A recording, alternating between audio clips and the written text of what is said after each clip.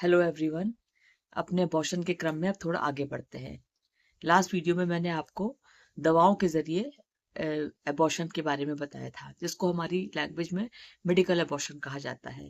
वैसे तो कायदे में इसके लिए भी प्रॉपर कंसेंट होती है, क्योंकि दवा तो आपको डॉक्टर ही लिखेगा। अगर अपने आप लेते हो तो अपने रिस्क पे अपने हिसाब से खाते हो। लेकिन जब भी कभी आपको मौका पड़े तो ये ध्यान रखिए, हमेशा डॉक्टर की परमिशन से उसी के हिसाब से फॉलो करिए। तो दूसरा मेथड अबॉर्शन का आता है हॉस्पिटल में जाकर के मशीन के जरिए कराना, जिसको हमारी लैंग्वेज में सिंपल सक्शन मशीन कहा जाता है।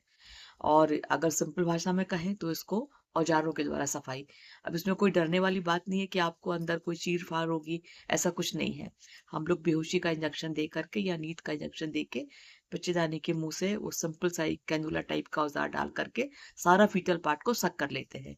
तो उसमें ऐसी कोई बहुत दिक्कत नहीं आती है। जो थोड़ा पेशेंट को पेन वगैरह की दिक्कत होती है, उसके लिए हम लोग बेहोशी की दवा देते हैं। और जो पेशेंट का जिनका पहला अबॉर्शन है या जिनको के पिछले बच्चे ऑपरेशन से हुए हैं, उसके लिए हम लोग पूरी बेहोशी में करने की सलाह देते हैं। वो तो और भी आसान है। उसमें बेहोशी के डॉक्टर को बुलाना पड़ता है, और जैसे हम लोग ऑपरेशन के लिए बड़ी बेहोशी देते हैं, इसके लिए हम लोग छोटी बेहोशी 10-15 मिनट के लिए उसी में हमारा काम हो जाता है। हमको देखिए, सब अबॉर्शन करने में टाइम तो मुश्किल से 5 मिनट या 10 मिनट का लगता है। उसके पहले का टाइम हमारी तैयारी में होता है। इंजेक्शन लगाया, मरीज को प्रॉपर बेहोशी आई कि नहीं आई, ताकि उसको तकलीफ कर मतलब प्रोसीजर के दौरान उसको कोई तकलीफ ना हो, इस बात का ध्यान रखते हैं। तो अगर बेहोशी में करना हो तो उसके लिए एनेस्थेटिस्ट को हम लोग कॉल करते हैं, और फिर वो अपने हिसाब से कुछ टेस्ट आपसे और करवाते हैं। और अगर सिंपल आपको नींद की दवा में करनी हो तो हम लोग सिंपल नींद की दवा तो आपको गायनिकोलॉजिस्ट दे दे सकती है। उस पे हम लोग दवा देने के बाद 4-5 मिनट का वेट करते हैं। जब मरीज को थोड़ा सा नींद सा आने लगती है, तो हम लोग उसमें अपना सफाई है, इसको हम लोग डीएनसी कहते हैं, वो प्रोसीजर कर देते हैं। इसके बाद 1 घंटे जब भी थोड़ा मरीज को कंफर्टेबल फील होता है तो वो अपना घर जा सकता है। उसके लिए कोई पूरे दिन का एडमिशन की जरूरत नहीं होती है।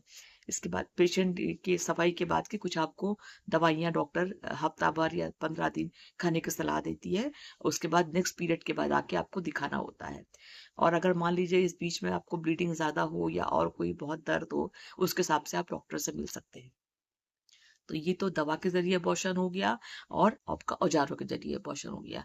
देखिए, अबॉर्शन का हक आपका सबको है। अगर एक एडल्ट पेशेंट है, यानी कि वो एक 18 साल से ऊपर की है, तो वो अपने कंसेंट अपने अबॉर्शन के लिए अपने आप कंसेंट दे सकती है। उसको अबॉर्शन के लिए अपने बॉयफ्रेंड, अपने हस्बैंड, किसी और की जरूरत नहीं होती है। लेकिन छोटी उससे एडल्ट से कम वाली जो टाइम होता है, उसमें कभी कभी मेडिको लीगल प्रॉब्लम्स हो जाती है। वैसे होने को तो मेडिको लीगल प्रॉब्लम आपको एडल्ट के बाद भी हो सकती है, लेकिन फिर भी डॉक्टर को अपने फेवर के लिए कुछ ना कुछ डॉक्यूमेंट्स तैयार रखनी चाहिए। जैसे उसका ब्लड का टेस्ट करा के देख लिया कि हीमोग्लोबिन बहुत कम तो नहीं है। पता लगा कि मरीज का 4-5 ग्राम हीमोग्लोबिन है, आप उसको अबॉर्शन के लिए ले जा रहे हो। एक अल्ट्रासाउंड करा करके देख लेना चाहिए कि बच्चा कितने दिन का है। तो कभी कभी पेशेंट को भी होता है कि मैम हमारे को तो 10 ही दिन चढ़े हैं, वो अपनी डेट भूल जाता है। तो अल्ट्रासाउंड से ये कंफर्म हो जाता है कि प्रेगनेंसी कितने दिन की है। तो हम लोग जैसे पहले बताया था कि 10 to 12 वीक्स की प्रेगनेंसी हम लोग आसानी से एक ही डॉक्टर के द्वारा कर लेते हैं। उसमें कोई प्रॉब्लम या जो कंसल्ट की जरूरत आती है जब बच्चा आपका 12 हफ्ते से ऊपर का हो जाता है। बस ये है कि जैसे टाइम अगर अगर आपको बच्चा कंटिन्यू नहीं करना है, तो आप 2 महीना पूरा होने से पहले पहले ही अपना अबॉर्शन करा लीजिए। वो सेफ समय होता है। 2 महीने के बाद साइज बच्चे का जैसे जैसे बढ़ता है, तो अबॉर्शन में आपको ब्लीडिंग और पेन भी ज्यादा बढ़ सकता है, दिक्कतें भी ज्यादा होती है। अगर आपका प्लान है कि कच्चा नहीं कंटिन्यू करना है, तो आप टाइम से डॉक्टर के पास जाइए और अपना जो भी डिसीजन लेना हो, कंटिन्यू करना है कंटिन्यू, और अबॉर्शन कराना है अबॉर्शन। तो अबॉर्शन से कोई डरने की ऐसी कोई बहुत बड़ी बात नहीं है। बहुत सेफ प्रोसीजर है, बट आपको प्रॉपर हैंड्स में जाना है। आप किसी दाई से कोई कांटेक्ट मत करिए, ना कोई स्टाफ से कांटेक्ट करिए। सीधे आप अपने हॉस्पिटल जाइए। गवर्नमेंट हॉस्पिटल में ये सुविधा फ्री है। वहां पे हम लोग इसका कोई चार्ज नहीं लेते हैं, और वहां पे इसके कोई चार्जेस है भी नहीं। बल्कि आपको उसके अलावा और डॉक्टर सलाह देगी कि इसके बाद आप कॉपर टी लगवा लीजिए, या माला डी वाली गोली गोली खा सकती हैं, या आपको एक आजकल टीका लगता है जो कि हम लोग सफाई के दिन के ही लगाते हैं, उसको हम लोग छाया के नाम से या अंतरा के नाम से जानते हैं। तो वो भी अच्छी चीज है। तो उसमें भी आपको फर्दर, क्योंकि अभी आपने अबॉर्शन कराया, इसका मतलब आप अभी 6 महीना साल भर तक तो इस प्रेगनेंसी कंटिन्यू करने के लिए तैयार नहीं हो ना, तो आपको इस तरह का प्रिकॉशन अपनाने में क्या प्रॉब्लम है।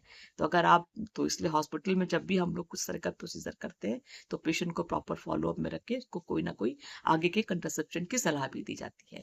चलिए अब इसके बाद नेक्स्ट में बात करेंगे 3 महीने से ऊपर के अबॉर्शन की। अबॉर्शन तो हम लोग जैसे मैंने बताया था 6 मंथ तक कर सकते हैं, बट प्रोसीजर और रिस्क अलग अलग है। तो आप ध्यान रखिए कि अगर आपको प्रेगनेंसी कंटिन्यू नहीं करनी है, आप टाइम से चेक करिए, टाइम से डॉक्टर के पास पहुंचिए और अपना काम करा लीजिए। Okay, thank you so much.